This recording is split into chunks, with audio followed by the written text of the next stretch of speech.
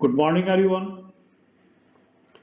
आज हम लोग पढ़ने जा रहे हैं composition and function of blood, यानी कि रक्त का संगठन, कि रक्त जो बना होता है किन किन चीज़ों का बना होता है, उसका कंपोजिट एलिमेंट या संघटक तत्व क्या क्या होते हैं उसमें, और उसकी कार्यकी यानी कि शरीर की कार्यकी में कौन कौन तरह के रोल, किस किस प्रकार की भूमिका उनकी होती है रक्त की, कि रक्त का होना हमारे शरीर के लिए, हमारी शरीर की कार्यकी के लिए, हमारे शरीर के प्रॉपर फंक्शन के लिए किस प्रकार जरूरी है।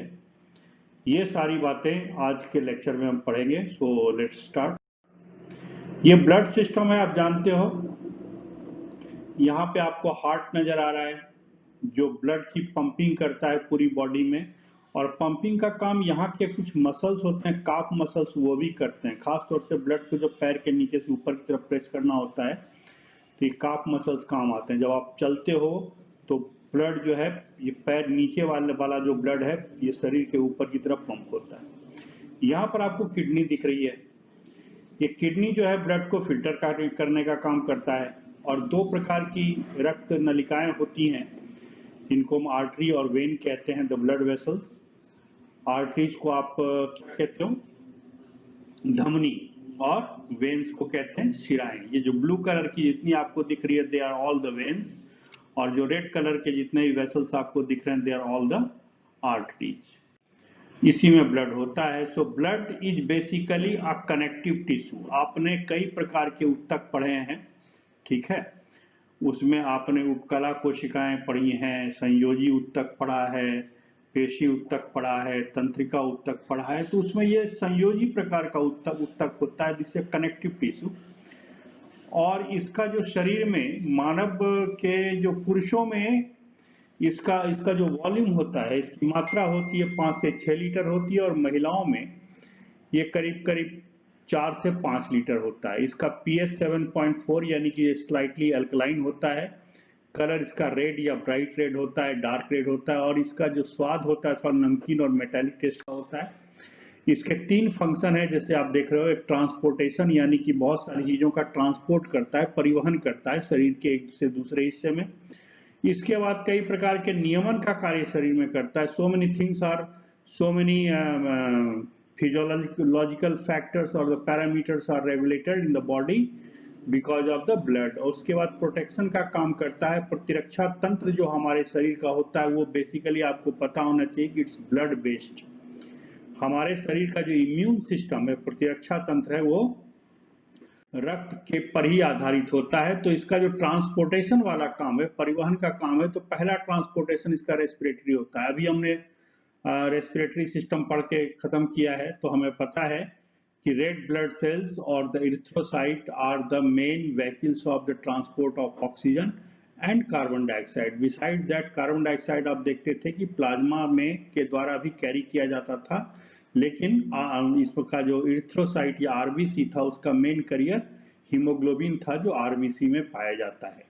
उसके बाद न्यूट्रिशन, सारे शरीर में जो हर कोशिका जो होती है शरीर के, सबको न्यूट्रिशन या पोषण पहुंचाने का काम ये भी रक्त ही करता है। जब हम खाना खाते हैं, खाना डाइजेस्ट होता है डाइजेस्टिव सिस्टम में, फिर वहां से अवशोषित होकर के वो लीवर में जाता है, फिर लीवर से सब जगह शरीर के अलग अलग हिस्सों में, अलग अलग कोशिकाओं में, जहां भी दूरस्थ कोशिकाएं, जहां भी शरीर की जो भी कोशिका स्थित है, सभी कोशिकाओं को ये जो है भोजन या कहिए कि पोषक तत्व, जैसे कि ग्लूकोज है, एमाइनो एसिड्स है, लिपिड्स है, फैटी एसिड, जैसे सबको प्रोवाइड करने का काम कौन करता है? ये ब्लड करता है। खून ही ऐसा है जो इसको परिवहन करके इन सारे पोषक पदार्थों को शरीर के प्रत्येक कोशिकाओं तक पहुंचाता है। एक्सक्रीटरी होता क्या है कि शरीर में जितनी भी उपापचय क्रियाएं होती हैं, विशेष तौर पर जब प्रोटीन का मेटाबॉलिज्म होता है, तो उस समय बहुत सारे ऐसे प्रोडक्ट्स बनते हैं जो हमारे शरीर के लिए अवांछित हैं। दे आर नॉट डिजायरेबल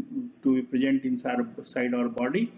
और उस कंडीशन में क्या होता है, उन सारे जो उपापचयी जो ये वेस्ट हैं, ये जो क्या कहते हैं, ऐसी चीजें जो कचरा है एक ढंग से, उसको शरीर से बाहर करने का काम जो है ये ब्लड ही करता है, क्योंकि ये ब्लड सारी चीजों को कैरी करता है, that gets filtered in the kidney, फिर किडनी उस सारे वास्ट वेस्ट को यूरिन के जरिए बाहर करता है। ठीक है, तो बहुत सारे जो एक्सेस वाटर अगर शरीर में आ गया, कोई एक पर्टिकुलर एक्स्ट्रा आयंस आ गया, है ना, जो शरीर के कार्यकी के हिसाब से वांछित नहीं है, तो उस कंडीशन में वो सारे एक्स्ट्रा एक्सेस वाटर है, आयन है, ये सारी की सारी चीजें जो है किडनी से फिल्टर होकर एक्सक्रीट होती है। उसके बाद हार्मोनल है। आपको पता है कि जो एंडोक्राइन सिस्टम हमारे बॉडी का होता है, this is a ductless system, इसमें कोई नलिका नहीं होती। यानी कि अगर पिट्यूटरी ग्लैंड से हार्मोन बन रहा है, से फॉर एग्जांपल एसटीएच है या एसीटीएच है, तो अब एसटीएच को शरीर के हर हिस्से में जाना है, एसीटीएच को किडनी के ऊपर उपस्थित एड्रिनल ग्लैंड में जाना है, या फिर जैसे गोनेडोट्रोफिन्स हैं उनको गोनेड्स पे जाना है, यानी जनक पे जाना है। तो ये सारे के सारे हार्मोन्स को कैरी करने के लिए कोई नलिका नहीं होती, बल्कि क्या होता है, they are discharge directly into the blood, and the blood carries all these hormone to their target tissues. कि जैसे मान लीजिए कि अगर थायराइड स्टिमुलेटिंग हार्मोन पिट्यूटरी से निकला, उसका टारगेट टिश्यू है थायराइड ग्लैंड, तो बेसिकली वो ब्लड में ही घुल करके, ब्लड में ही जा करके रहेगा। कि पिट्यूटरी का जो एंटीरियर लोब है, जिसको एडिनोहाइपोफाइसिस कहते हैं, हम पढ़ चुके हैं इसको एंडोक्राइन सिस्टम में, तो वो ब्लड के द्वारा कैरी होता है डिफरेंट टारगेट टिश्यूज में। उसी प्रकार से हमारे शरीर के टेम्परेचर को मेंटेन करने में भी जो ब्लड का बहुत बड़ा योगदान होता है। आमतौर पर यह होता है कि शरीर के अंदर का तापमान ज्यादा गर्म हो जाए तो जो कोर बॉडी होता है वहां से ब्लड जो आ करके हमारे सरफेस पे आता है, सरफेस पे वो जो टेम्परेचर है उसको थोड़ा मेंटेन करके और फिर उस टेम्परेचर को अंदर ले जाते हैं। या फिर ये ब्लड का ही रेस्पॉन्स होता है कि हमारे में स्वेटिंग होती है या हमारे पिलो इरेक्शन वगैरह हो जाता है। तो कहने का मतलब कि ये जो ब्लड में ये क्षमता है कि शरीर के अंदर का तापमान वो शरीर के सरफेस पे ले आते हैं, सरफेस का तापमान शरीर के अंदर ले जाते हैं। इसकी वजह से they are the regulators of the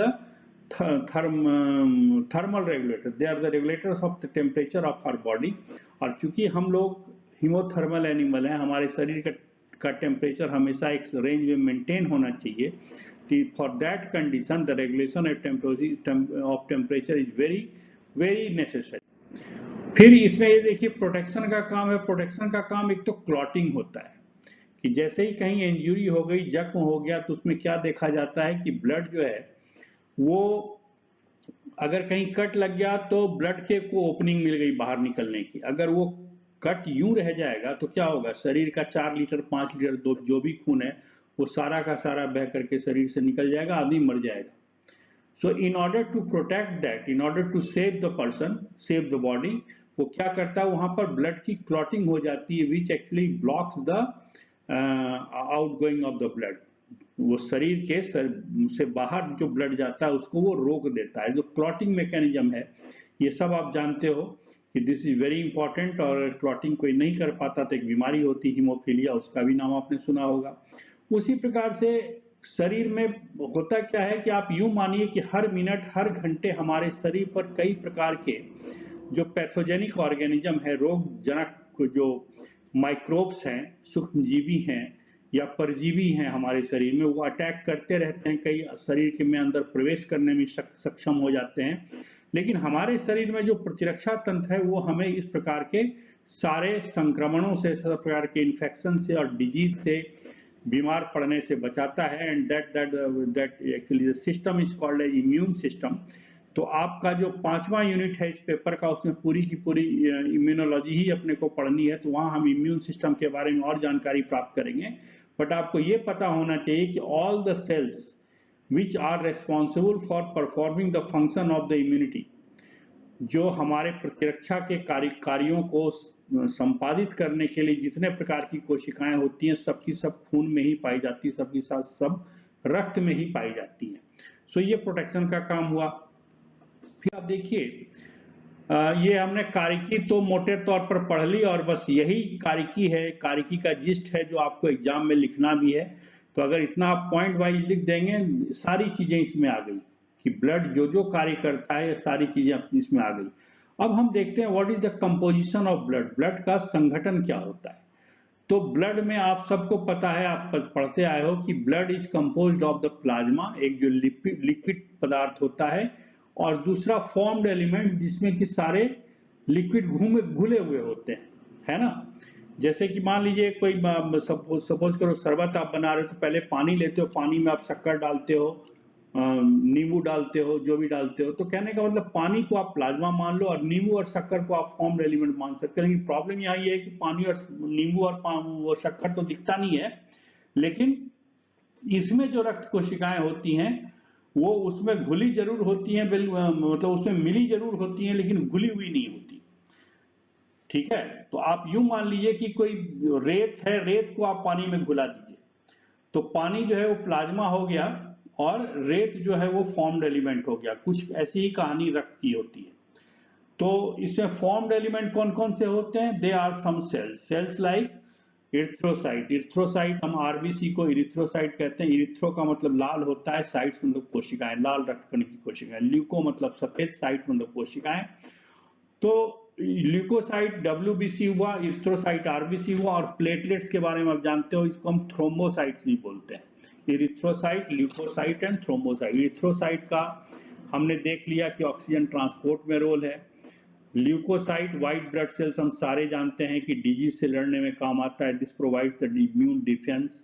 और जो प्लेटलेट्स है वो उसका भी प्रोटेक्टिव फंक्शन है, they are very pivotal in the execution of the process of blood clotting. Blood clotting को करने में प्लेटलेट्स की बड़ी भूमिका होती है। तो कंपोजिशन ऑफ ब्लड देखिए, जैसे 5 लीटर मान लीजिए ब्लड है, खून को अगर आप टेस्ट ट्यूब में ले करके और उसको अगर आप सेंट्रीफ्यूज कर देंगे तो सारा का सारा, यहाँ पर ये तो थोड़ा लाइट कलर में दिखाया हुआ, ये मान के चलिए कि सारा का सारा जो फॉर्म्ड एलिमेंट या ब्लड है वो सारा का सारा इस ट्यूब के, सेंट्रीफ्यूज ट्यूब के नीचे जाके बैठ जाएगा।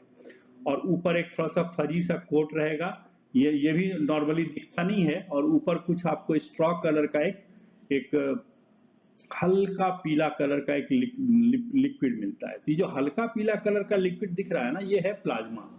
This constitutes the 55% of the total composition of the blood. और ये जो आरबीसी जो कोशिका है या डब्ल्यूबीसी है, इन्होंने जो नीचे एक जम करके एक सॉलिड जैसा एक अपीयरेंस अपना बना लिया है, ये एक्चुअली फॉर्म्ड एलिमेंट्स हैं। और होता क्या है कि जब भी हम इस प्रकार के से किसी ट्यूब में ब्लड को सेंट्रीफ्यूज करते हैं तो हम देखते हैं कि ये जो फॉर्म्ड एलिमेंट्स है इसकी कितनी मात्रा है। इसको हम कहते हैं पैक्ड सेल वॉल्यूम, या इसको हीमेटोक्रीट वैल्यू भी कहते हैं। कि आप खून कर को किसी टेस्ट ट्यूब में ले लें और उसको सेंट्रीफ्यूज करा दें, से फॉर एग्जांपल कि 1000 के आरपीएम पे 10 मिनट के लिए, तो उसमें नॉर्मली ये होता है कि सारा ब्लड का सेल्स नीचे बैठ जाता है। और उसका वॉल्यूम क्या होता है, ये एक्चुअली बड़ा एक सिम्टम्स है जो क्लिनिकल पैथोलॉजी में काम आता है। हीमेटोलॉजी का एक मेजर पैरामीटर, जिसको हम पैक्ड सेल वॉल्यूम या हीमेटोक्रीट कहते हैं। तो आप देख रहे हो कि इसका जो अभी इसमें 45% दिखाया गया है, मेल्स में ये 40 से 50-55% के आसपास होता है, फीमेल में थोड़ा सा कम होता है। तो ये 45% के सेलुलर कंपोनेंट हो गए और 55% इसमें क्या हो गया, प्लाज्मा हो गया। अब देखिए प्लाज्मा क्या होता है, जैसे मैंने कहा ये हल्के पीले कलर का स्ट्रॉ मतलब कोई मक्का होता है या गेहूं होता है। गेहूं के जब वो जो है जो है वो गेहूं की जो ये जो डंठल है वो जब सूख जाते हैं, पक जाते हैं, जिस प्रकार का कलर आता है उसको हम स्ट्रॉ कलर कहते हैं। तो 90% के आसपास इसमें पानी होता है और ये स्ट्रॉ कलर का एक फ्लूइड है, द्रव है।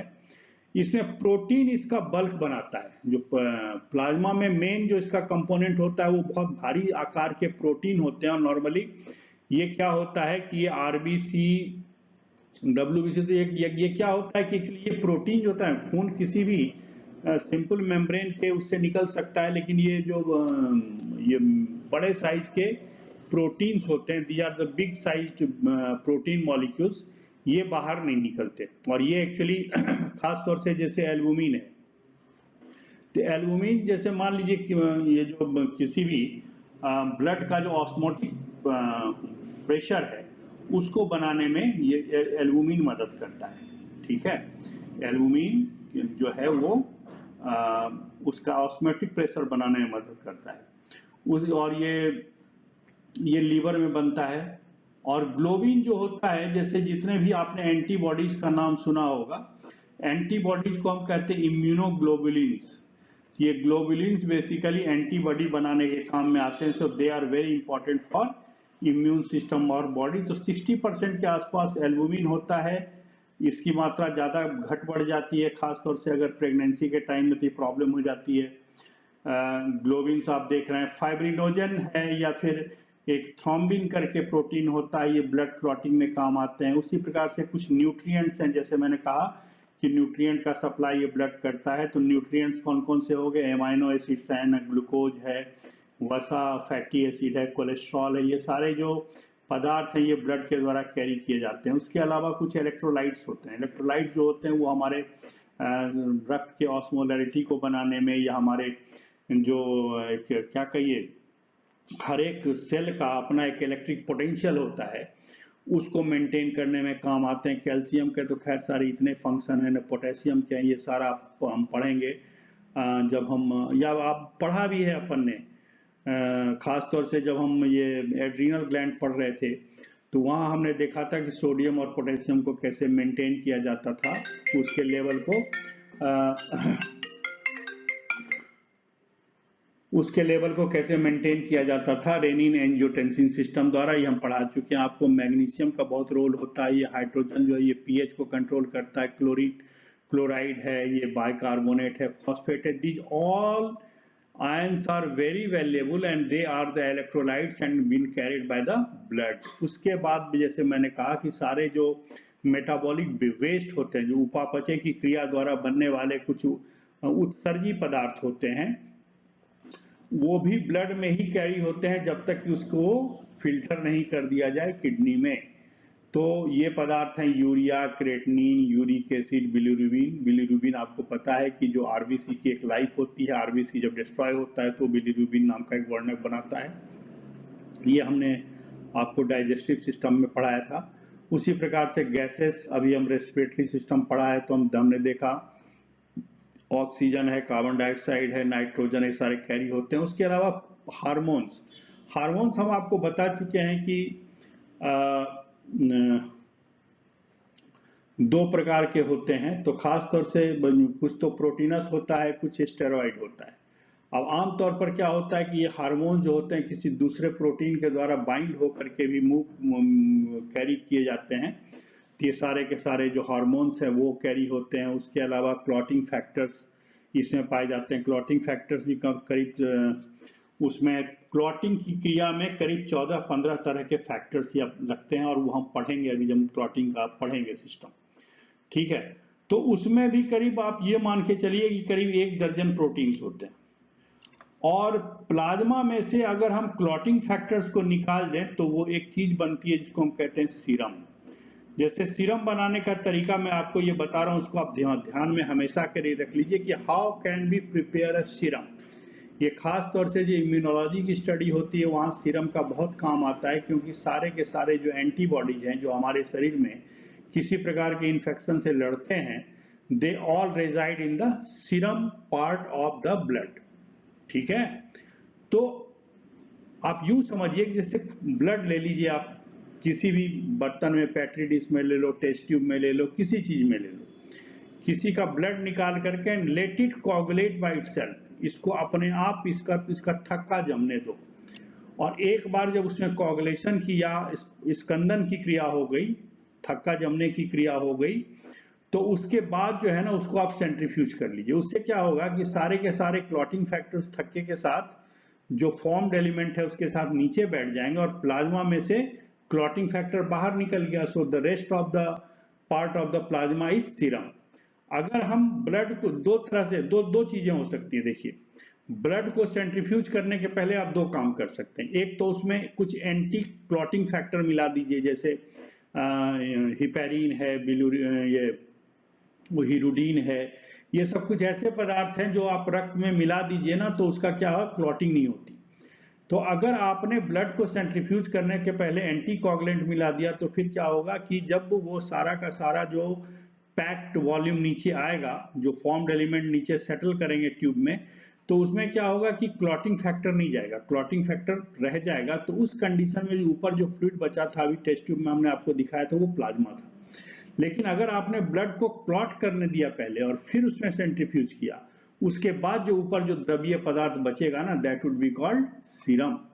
और सीरम का बड़ा इंपॉर्टेंस है अपनी जगह पर, खासतौर से बहुत सारे रोगों की जांच में, एंटीबॉडी टेस्टिंग में, ये सब में सीरम ही काम में लिए जाते हैं। तो ये देखिए ये सैंपल ऑफ ब्लड है। सैंपल ऑफ ब्लड में सेंट्रीफ्यूज करके जो ऊपर वाला पार्ट प्लाज्मा लिया, तो प्लाज्मा का कंपोजिशन क्या है 7% of the plasma is plasma protein. उसमें कौन से 60% एल्बुमिन होते हैं, which are the major contributors of the osmotic pressure of the plasma.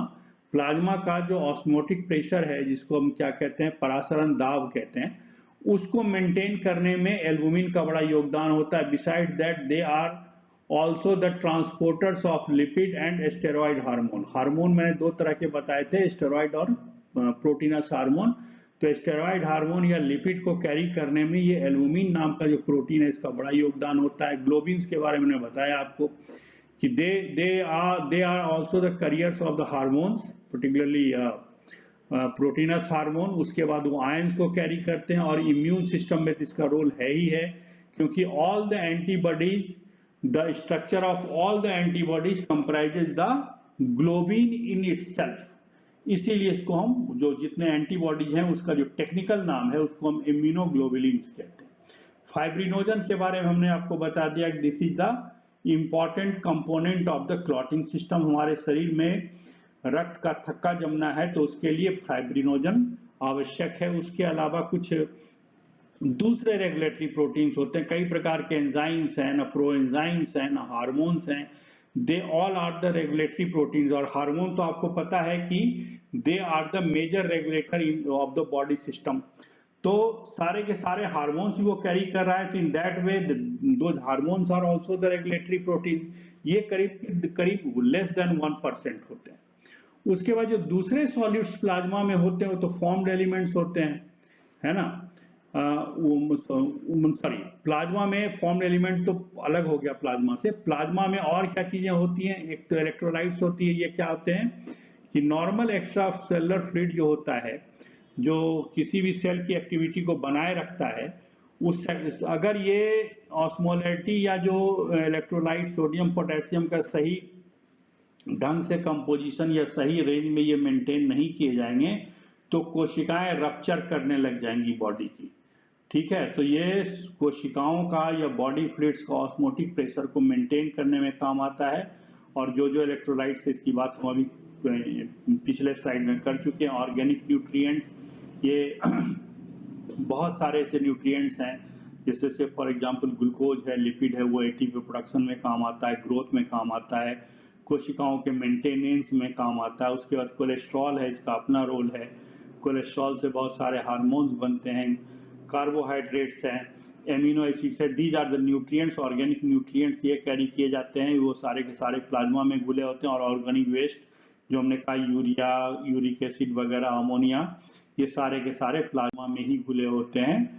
क्या कहते हैं, जब तक किडनी से फिल्टर नहीं हो जाए। So basically they in plasma, I told you that there are 4 different types of proteins. So these are the major proteins of the plasma. हालांकि हम ये डिस्कस कर चुके हैं, स्लाइड को दिखाने की कोई जरूरत थी नहीं आपको। प्लाज्मा प्रोटीन की कहानी फिर आ गई यहाँ पे। ऑस्मोटिक प्रेशर और diffusion of water, globin, fibrinogen हम बात करते हैं। सीरम क्या होता है कि blood plasma from which the protein fibrinogen which causes clotting in the blood has been removed. If along with the fibrinogen all the clotting factors of the blood has been removed, then the remaining substance, the remaining fluid would be called as serum. समझ रहे मेरी बात? अभी हमने पूरी कहानी बताई कि आप ब्लड को क्लॉट करने दो, उसको सेंट्रीफ्यूज कर लो, जो कर दो, जो बचा हुआ क्लॉटिंग प्रोटीन फ्री प्लाज्मा जो बचेगा वो सीरम कहलाएगा। And that carries all the antibodies. उसमें रक्त में जितने एंटीबॉडी है सारे के सारे सीरम में ही मिलेंगे। एंड फॉर सारे ब्लड केमिस्ट्री के लिए सीरम जो है बहुत इंपॉर्टेंट होता है। और नॉर्मली जो कई प्रकार की जांचें होती हैं वो सीरम में ही होती हैं। पैथोलॉजिकल जो टेस्ट होते हैं जो पैथोलॉजी लैब वाला करता है सीरम ही यूज करता है। उसके बाद देखिए फॉर्म्ड एलिमेंट्स, प्लाज्मा की कहानी हम बता चुके। फॉर्म्ड एलिमेंट्स में सारी की सारी कोशिकाएं हैं। तो फॉर्म्ड एलिमेंट्स में देखिए क्या है कि अप्रोक्सीमेटली 99.9 लिखा हुआ है, आप 99 ही मान लो। तो 99% of the all the cells that are present in the body are the RBC। ये किसी भी कोशिका की तुलना में बहुत ज्यादा होता है। RBC जितने वॉल्यूम में 11,000 है, ये जो WBC है वो 55 लाख है। सॉरी, WBC उल्टा बोल गया मैं। WBC अगर जितने वॉल्यूम में 11,000 है, RBC उसमें 55 लाख होता है। तो 11,000 और 55 लाख के बीच में आप डिफरेंस समझ सकते हैं। तो इसमें कौन कौन सा है? प्लेटलेट से। प्लेटलेट जो होता है ना, इसको मेगा कैरियोसाइट्स भी कहते हैं। और बेसिकली प्लेटलेट अपने आप में कोई कोशिका है भी नहीं। ये बड़ा कंफ्यूजन वाला कहानी है कि वो जो होता है उसको मेगा कैरियोसाइट्स कहते हैं। एक होता क्या है कि एक बड़ी सी कोशिका है जिसमें बहुत सारे उसके न्यूक्लियस टूट जाते हैं और टूट करके कोशिका के जो पार्ट्स अलग अलग हो जाते हैं ना, वो कहलाते हैं प्लेटलेट्स।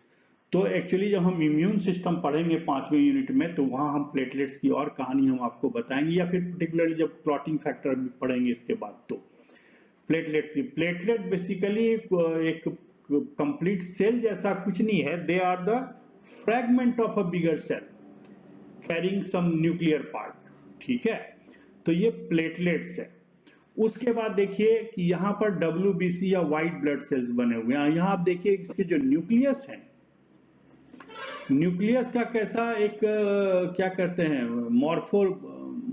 मॉर्फोन्यूक्लियस, मतलब क्या कहते हैं इसको, मॉर्फोलॉजिकली ये थोड़ा सा अलग अलग प्रकार के हैं, पॉलीमॉर्फिक टाइप के कहा जाता है। कि इसका जो न्यूक्लियस का शेप है, न्यूक्लियस का जो शेप है देखिए अलग अलग प्रकार का है। तो इसको हम इसलिए ये जो पर्टिकुलरली जो न्यूट्रोफिल है, इसके न्यूक्लियस के कारण इसको हम कहते हैं पॉलीमॉर्फो न्यूक्लियर सेल्स, क्योंकि इसका जो न्यूक्लियस है वो अलग अलग आकार को ले लेता है, पॉलीमॉर्फिक होता है, इसलिए इसको हम पॉलीमॉर्फो न्यूक्लियर सेल कहते हैं। इसमें न्यूट्रोफिल की मात्रा सारे WBC में कितना होता है? 50 to 70%। फिर दूसरा एक इस्नोफिल है, इसका भी न्यूक्लियस थोड़ा सा एक बाइलोब्ड टाइप का होता है, इसको हम इस्नोफिल कहेंगे। जो पूरे ब्लड में 2 से 4% होता है टोटल। जब हम सारे के सारे ब्लड का काउंट करते हैं तो एक तो टोटल काउंट होता है, दूसरा डिफरेंशियल काउंट होता है। डिफरेंशियल काउंट करेंगे तो हम पाएंगे कि जो 2 से 4% के रेंज होता है इस्नोफिल का। और तीसरा होता है बेसोफिल। बेसोफिल में बहुत सारे दाने दाने जैसे प्रकार संरचनाएं होती हैं, and that is less than 1%। तो अब देखिए ध्यान से कि ये जो न्यूट्रोफिल है, ना यूस्नोफिल है, ना बेसोफिल है, they are carrying some granular substance inside. इसमें क्या है, कुछ दानेदार पदार्थ इस कोशिकाओं के अंदर हैं, और ये दानेदार पदार्थ, दाने को हम ग्रेन्यूल्स कहते हैं। That's why these three cells, neutrophil, eosinophil and basophil, they are called as granulocytes, since there are granules inside the cell, and that appears very well that there are some granular substances are there inside the cell। तो इसीलिए neutrophil है, eosinophil है, basophil, इसको हम क्या कहेंगे? Granulocytes. जबकि जो दूसरी दो प्रकार की कोशिकाएं हैं, दो प्रकार की WBC हैं, एक का नाम है लिम्फोसाइट और दूसरे का नाम है मोनोसाइट्स। लिम्फोसाइट 20 से 30% होता है, और मोनोसाइट जो होता है 2 से 8% होता है। बेसिकली ये मैक्रोफेज कोशिकाएं हैं। हम आपको शायद पहले भी पता नहीं बता चुके हैं कि जो मैक्रोफेज कोशिकाएं होती हैं, जो बड़े आकार की भक्षी कोशिकाएं होती हैं, फैगोसाइटिक सेल्स होती हैं, ये करीब करीब शरीर के हर अंग में है।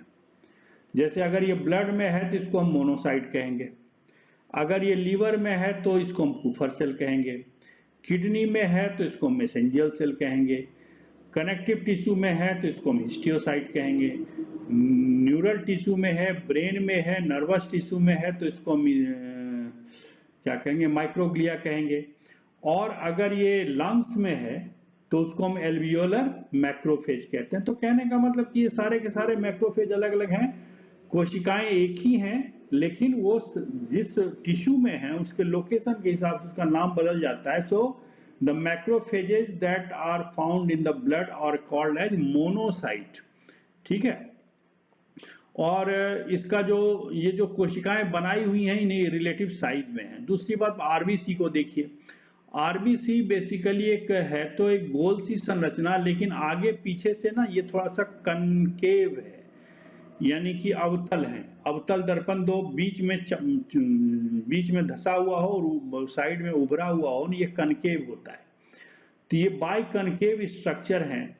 और इन कोशिकाओं को आप देखिए, ये अगर हम इस कोशिकाओं को ऐसे बनाएंगे तो अगर साइड से हम इस कोशिका को देखेंगे, this will appear like this, ये बीच में गड्ढे सा ऐसा है, ये बाइकनकेव स्ट्रक्चर। तो बाइकनकेव स्ट्रक्चर वाले ये कोशिकाएं होती हैं। और जो आरबीसी होता है, जो ह्यूमन आरबीसी है, उसमें या पर्टिकुलरली मैमल में ऑलमोस्ट सारे आरबीसी एनिमल्स के एक आध एक्सेप्शन है, उनको छोड़ करके जितने आरबीसी होते हैं उसमें न्यूक्लियस नहीं होता। और न्यूक्लियस हटा दिया जाता है क्योंकि ये टर्मिनली डिफरेंशिएटेड कोशिकाएं हैं, अंतिम रूप से विभेदित कोशिकाएं हैं, और ये बनी सिर्फ ऑक्सीजन कैरी करने के लिए, इसलिए न्यूक्लियस की जगह ज्यादा से ज्यादा हीमोग्लोबिन को अपने अंदर ले सकें, इसलिए इसमें से केंद्रक नहीं होता, ठीक है। ये देखिए ब्लड की फिल्म है, इसका स्मीयर आप बना सकते हैं, ये आप खुद से भी कर सकते हो लैब में, कि अपने खून में हल्का सा उंगली पर पिक करो, एक ड्रॉप ब्लड ले लो एक स्लाइड के किनारे पर, और वो जो ब्लड है ना उसको दूसरे साइड के किनारे से लेकर के आगे से पीछे खींच दीजिए ना, तो उसका फिल्म या स्मीयर बन जाएगा। फिर उसको जब आप स्टेन कर देंगे, जिम्सा और दूसरे स्टेन से कर देंगे ना, तो आपको ऐसा स्ट्रक्चर दिखेगा। तो देखिए ये सारे के सारे आपको दिख रहे हैं ना, ये आरबीसी हैं। ये बड़ी वाले आकार की कोशिकाएं हैं, ये न्यूट्रोफिल हैं, बाकी लिम्फोसाइट्स हैं, ये मोनोसाइट्स हैं, प्लेटलेट्स भी है, टुकड़े टुकड़े में आपको ये दिख रहा है ना प्लेटलेट्स, ये प्लेटलेट्स हैं। तो आप देख सकते हैं कि जो रिलेटिव नंबर होता है आरबीसी का, वो दूसरी कोशिकाओं से कितना ज्यादा होता है। इसीलिए मैंने कहा कि if the 99% of the total number of cells that is present in the blood is RBC, फिर 1% से भी कम में डब्ल्यूबीसी और प्लेटलेट्स आते हैं। अब ये आरबीसी या एरिथ्रोसाइट है, ये 7.5 माइक्रोन का एक डिस्क से बॉडी होता है, इसमें सेंट्रल डिप्रेशन मैंने बता दिया आपको, इसमें न्यूक्लियस या माइटोकॉन्ड्रिया नहीं होती, इसलिए इसमें क्रेब्स साइकिल नहीं होता। आरबीसी के अंदर हीमोग्लोबिन होता है। अभी हमने आपको हीमोग्लोबिन की का स्ट्रक्चर दिखाया था, वो स्लाइड बताई थी कि हीमोग्लोबिन में कैसा स्ट्रक्चर होता है। उसमें 4 हीम होते हैं और 4 ग्लोबिन्स होते हैं, है ना, वो दिखाया था अभी हमने आपको, जस्ट अभी हमने ट्रांसपोर्ट ऑफ गैसेस पढ़ा था रेस्पिरेटरी सिस्टम में, उस लेक्चर को आप देख लीजिए। फिर इसमें कुछ फिलामेंटस प्रोटीन्स होता है। इसका लाइफ स्पैन 120 डेज का होता है, मतलब 115 से 120 दिन के अंतराल के बाद ये आरबीसी कोशिकाएं बनने के बाद नष्ट हो जाती हैं। और फिर ये आरबीसी लगातार बनता रहता है। ये हमारा जो बोन मैरो है, हड्डियों के बीच जो अस्थि मज्जा है, उसमें लगातार आरबीसी का प्रोडक्शन होता रहता है। ये बहुत बड़ी कहानी है। क्या आप समझिए कि करीब 55 लाख कोशिकाएं होती हैं, 50 से 55 लाख, और वो कोशिकाएं 120 दिन में मर जाए। हर 120 दिन में आपको 55 लाख कोशिकाओं को रिप्लेस करना है। तो यू कैन इमेजिन कि किस प्रकार से जो वहां पर सेल डिवीजन की क्रिया किस स्पीड से हो रही है।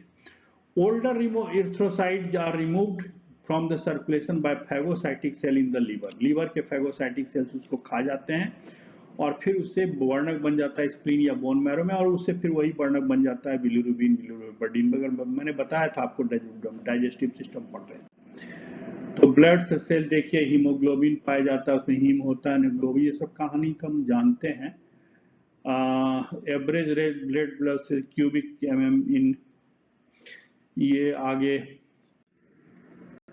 ये 4.5 से 5.5 मिलियन होता है 1 mm³ में, मेल में, सॉरी फीमेल में, और 5 से 5.5 मेल में होता है और 4.5 से 5 फीमेल में। मिलियन मतलब 10 लाख होता है। तो 45 से 50 लाख कोशिकाएं 1 mm³ में होती हैं फीमेल में, और 50 से 55 लाख 1 mm³ में मेल में होता है। इसका देखिए, ये हड्डियों की अस्थि मज्जा दिखाई गई है, यही ये बनता है। और हीमोग्लोबिन के प्रोडक्शन के लिए एक केमिकल मीडिएटर, एक हार्मोन मान लीजिए, एक बड़ी मुख्य भूमिका निभाता है, क्योंकि जैसे ही अगर शरीर में ऑक्सीजन की कमी होती है ना, तो ये माना जाता है कि भाई हीमोग्लोबिन कम हो गया, क्योंकि ऑक्सीजन का कैरियर कौन है? हीमोग्लोबिन है। सॉरी, हीमोग्लोबिन कम हो गया, हीमोग्लोबिन है, और हीमोग्लोबिन कहाँ पाया जाता है? आरबीसी में पाया जाता है। So once it is detected in the kidney that there is a condition of hypoxia, the level of oxygen has gone down, तो उस कंडीशन में किडनी का रिस्पॉन्स ये होता है कि वो इरिथ्रोपाइटिन बनाता है। This is the chemical mediator और हार्मोन, लोकल हार्मोन जिसको हम कहते हैं इरिथ्रोपाइटिन। इरिथ्रोपाइटिन जाता है बोन पर, और बोन पर जाकर के उसके रिस्पॉन्स में क्या करता है? आरबीसी के प्रोडक्शन को बढ़ा देता है। तो ये इरिथ्रोपाइटिन को लेकर के कोई भी सवाल किसी भी तरह से फ्रेम किया जा सकता है, आप ध्यान रखिए। Next, erythropoiesis is the process of the formation of new RBC. It occurs in the, मतलब नए आरबीसी के बनने की प्रक्रिया को हम क्या कहेंगे? इसको हम कहेंगे इरिथ्रोपाइसिस। इरिथ्रोपाइटिन इसीलिए इसका नाम था। ये कहाँ होता है? आपने देखा बोन मैरो में होता है, और ये इरिथ्रोपाइसिस स्टिमुलेटिंग हार्मोन या इरिथ्रोपाइटिन जो होता है इसको स्पीड अप करता है।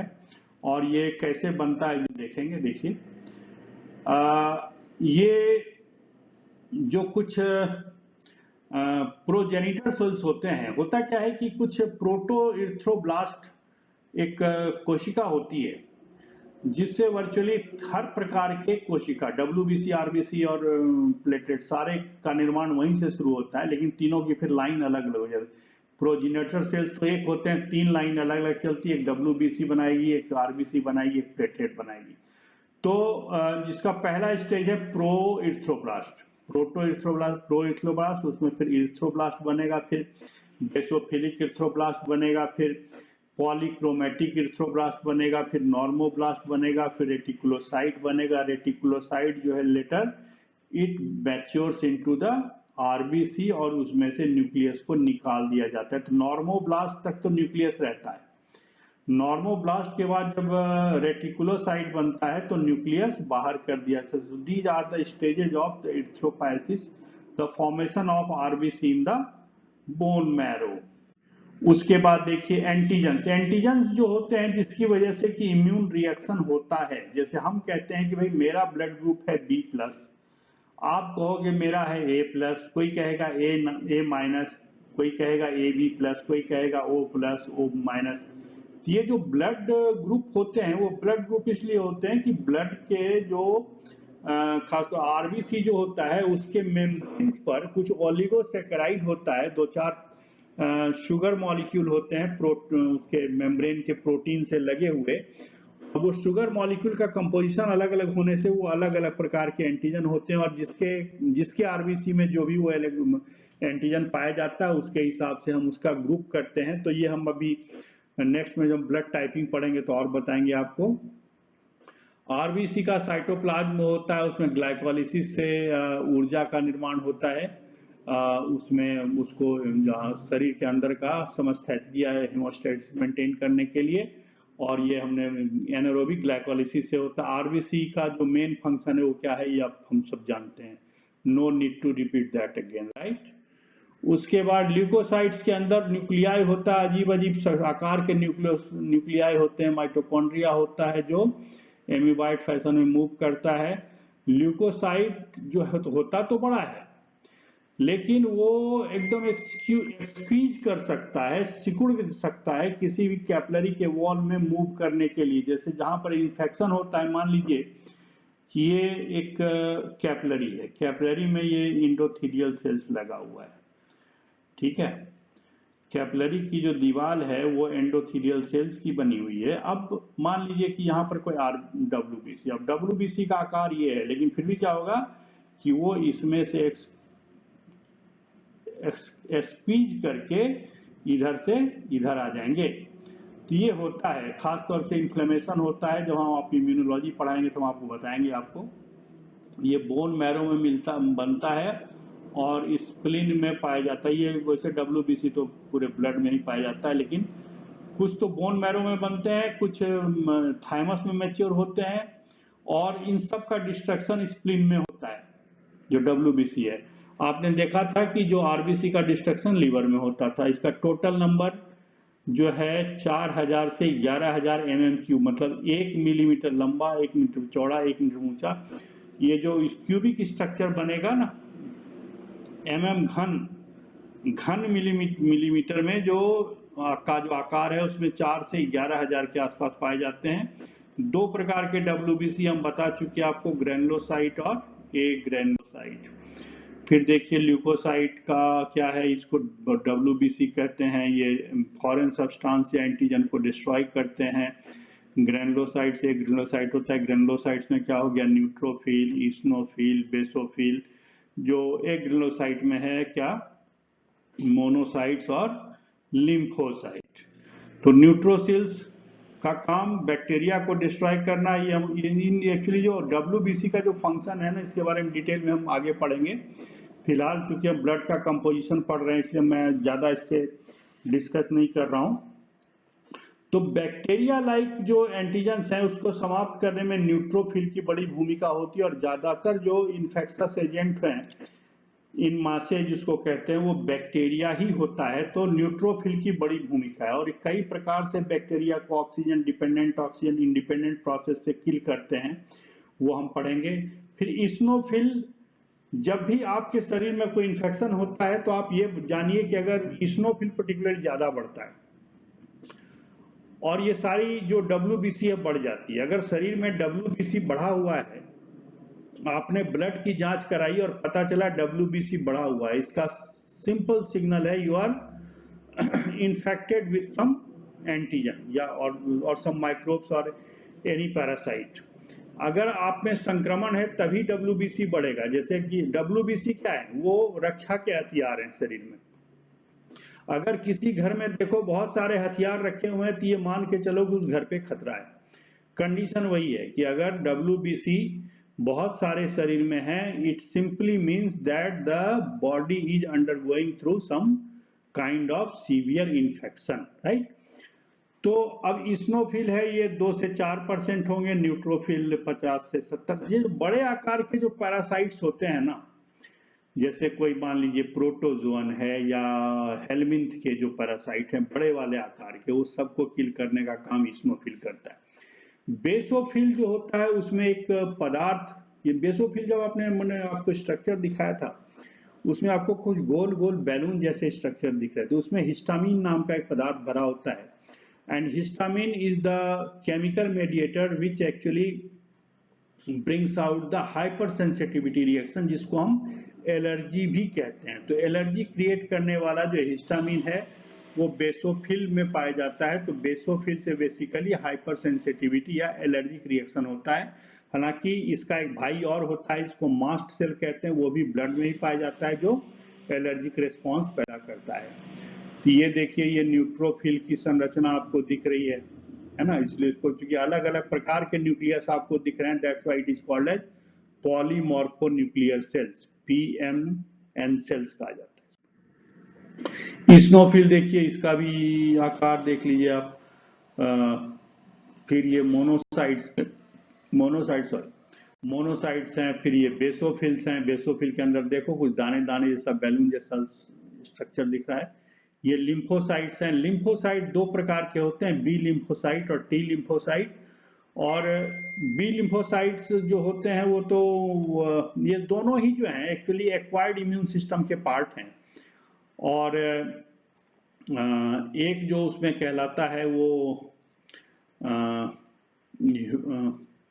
ह्यूमोरल इम्यून सिस्टम कहलाता है, दूसरा सेल मेडिएटेड कहलाता है। तो हम सारा पढ़ेंगे कि B लिम्फोसाइट क्या करता है और T लिम्फोसाइट्स क्या करता है। T लिम्फोसाइट फिर 2 प्रकार के होते हैं, CD4 कोशिका होती है, CD8 कोशिका होती है। और एड्स के पर मरीजों में आपने ये सुना होगा शायद कि जो CD4 का काउंट घट जाता है। तो बेसिकली शरीर की इम्यूनिटी को रेगुलेट करने वाले ये लिम्फोसाइट बड़े इंपॉर्टेंट सेल्स होते हैं, B और T लिम्फोसाइट। और बेसोफिल तो मैंने आपको बताया कि they are related with the hyper sensitivity reaction of body. ये लिम्फोसाइट जो हैं ये कम होते हैं, सब बहुत ज्यादा होते हैं, संख्या में ज्यादा होते हैं, लेकिन सारे WBCM सबसे छोटे आकार के होती है। टी लिम्फोसाइट 80% होता है। जैसे मैंने अभी आपको बता दिया कि जो सेलुलर इम्यूनिटी को रेगुलेट करने वाला टी सेल्स होता है, ये CD4 और CD8 दो प्रकार की कोशिकाएं होती है। फिर ये बी सेल्स जो होता है, इसको बी लिम्फोसाइट जिसको कहते हैं, ये ह्यूमोरल इम्यूनिटी के लिए जिम्मेदार होता है। मोनोसाइट्स ये सबसे बड़े आकार की भक्की कोशिकाएं हैं जो दूसरे टिश्यूज में भी जाती हैं और वहाँ मैक्रोफेजेज कहलाती हैं, और बेसिकली इनका काम है किसी भी एंटीजन को, बैक्टीरिया को, किसी भी ऐसे संक्रामक जो जीवी हैं उसको खा जाना। ठीक है। प्लेटलेट्स ये करीब करीब 20% होता है, आरबीसी के 20% डायमीटर का होता है, और ये भी बहुत ज्यादा होता है संख्या में। करीब करीब आप ये मान लीजिए कि 1.5 लाख से 3.5 लाख पर माइक्रोलीटर इसका होता है। ये बोन मैरो में बनता है और इसमें होता है। इसके लाइफ स्पैन सबसे कम 5 से 9 दिन होता है। ये फ्रैगमेंट ऑफ द सेल्स, अभी हमने आपको बताया था कि बेसिकली ये कोई सेल नहीं है बल्कि एक मेगा कैरियोसाइट नाम का एक सेल होता है, उसके ये फ्रैगमेंट होते हैं जिसमें न्यूक्लियस नहीं होता। लेकिन ये जो है ये ल्यूकोसाइट्स की तरह शरीर में अमीबा की तरह मूव कर सकते हैं, और ये सबको पता है कि प्लेटलेट्स क्या काम करता है। आप 6ठी-7वीं क्लास से पढ़ रहे हो, अगर आपने बायोलॉजी जहां से पढ़ना शुरू किया होगा। We all know that platelets is related to the process of blood clotting, और ये क्लॉट बनाता है, कैसे बनाता है ये हम देखेंगे जब हम क्लॉटिंग पढ़ेंगे। तो देखिए ये WBC है, ये प्लेटलेट्स है। मान लीजिए यहाँ पे डैमेज हो गया तो यहाँ पर ये जो प्लेटलेट प्लग का निर्माण हो जाता है, जो क्या करता है कि खून के बहाव को रोक देता है। ठीक है। तो शुरू में ये थोड़ी देर के लिए प्लग करता है, प्लेटलेट प्लग बनाता है, उसके बाद तो जो क्लॉटिंग प्रोटीन होते हैं उसके स्ट्रक्चर को और थोड़ा सा स्ट्रॉन्ग कर देते हैं, जिससे इससे ब्लड का बहना बंद हो जाता है। ठीक है। इसको थ्रोम्बोसाइट भी कहते हैं। 10 दिन की इसकी लाइफ होती है। और ब्लड जब क्लॉटिंग होती है तो ये सारे चिपक जाते हैं और एक सीरोटिनिन नाम का एक पदार्थ और उत्पन्न करते हैं। ये सारे प्लेटलेट जो हैं, जहां पर की भी डैमेज होगा तो वहां पर जाके डैमेज स्थान पर जहां ब्लड का लीक शुरू हो गया, वहां जाके सारे एक जगह पे जा करके एग्लूटिनाइज कर जाते हैं, एग्लूटिनेट कर जाते हैं, मतलब सारे जाके जमा हो जाते हैं। जमा होने के बाद एक सीरोटिनिन नाम का एक केमिकल मीडिएटर्स जो कभी न्यूरोट्रांसमीटर का भी काम करता है, सीरोटिनिन, वो एक्चुअली वहां से प्रोड्यूस होता है, जो क्या करता है कि जो ब्लड वेसल्स है कंस्ट्रिक्ट कर जाते हैं, सिकुड़ जाते हैं, इससे ब्लड का बहाव रुक जाता है। ये देखिए कंपोजिशन ऑफ ब्लड जो है ना, जो जैसे पैथोलॉजी वाले रिपोर्ट में आता है, सबकी एक रेंज होती है। तो जैसे WBC का हमने बताया कि ये 4.5 से 11,000 होता है पर माइक्रोलीटर। RBC 4.5 से 6.5 मिलियन पर माइक्रोलीटर। और फीमेल में ये थोड़ा सा गड़बड़ है, यहाँ पर एक डैश लगना रह गया, 3.8 to 5.8। ये बड़ा प्रिसाइज है, लेकिन ये वेरी करता है बेसिकली रेस के हिसाब से, कंट्री के हिसाब से, महिला पुरुषों में। हीमोग्लोबिन की मात्रा पुरुष में वैसे हमारे यहाँ तो 12 से 16 होती है, महिलाओं में 11 से 14 होती है, लेकिन ये रेंज के हिसाब से है अलग अलग जगहों पे। ठीक है, मैंने कहा ना अलग अलग कंट्री के लोगों में रेस के हिसाब से ये वैल्यू वेरी भी करती है। HCT जिसको हम पैक्ड सेल वॉल्यूम कहते हैं, कि खून को एक ट्यूब में लेकर के या कैपिलरी ट्यूब में लेकर के आप सेंट्रीफ्यूज कर दें तो कितना नीचे जो दब करके फॉर्म एलिमेंट बनेगा, वो उसका पैक्ड सेल वॉल्यूम में HCT कहलाता है। उसी से कैलकुलेट होता है mean corpuscular volume, mean corpuscular haemoglobin और मीन कॉर्पस्कुलर हीमोग्लोबिन कंसंट्रेशन। ये सारे के सारे इसका फॉर्मूला है। तो ये हालांकि टॉपिक से रिलेवेंट नहीं है, लेकिन आपकी जिज्ञासा हो तो आप इसको गूगल सर्च कर सकते हैं। प्लेटलेट काउंट अभी हमने चर्चा की थी कि 1.5 लाख से 3.5 लाख के माइक्रोलीटर पर माइक्रोलीटर होता है। तो इसके साथ ही आज का ये लेक्चर खत्म करता हूँ। Thank you.